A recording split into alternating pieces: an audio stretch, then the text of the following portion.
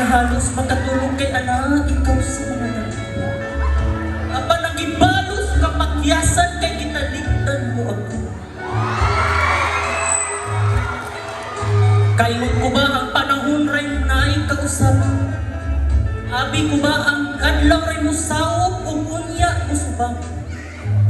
Ngon man day niini ang ugma daling maikalimot apan ang paglaom dili ibanod.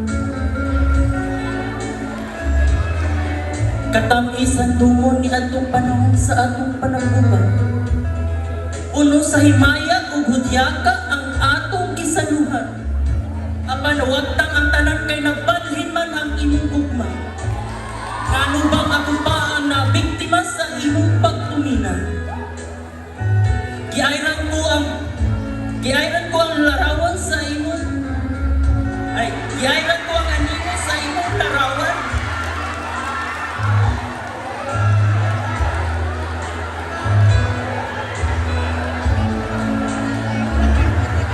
Mga luha, hunong na sa pag-agas ning akong mga mata. Wala na umoy kining balatian nga gisabot sa imong saluma. Sa tinan ko magsabubo ni akong mga luha. Kay naputos sa kagulanan kining alaot na walay balan. Mayroon mga luha sa yuta na nataga.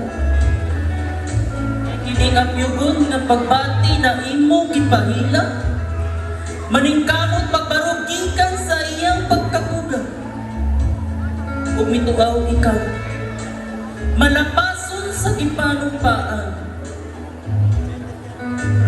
May adlaw rang magbayad kang pagpaantos mo ka na. O giniyon niyang pagbangutan sa akong pagbako. Muupog sa imong dughan hangtod ang pagbasol dili mabala. Kung moabot na ang tanda na ang palad na'y magsundan.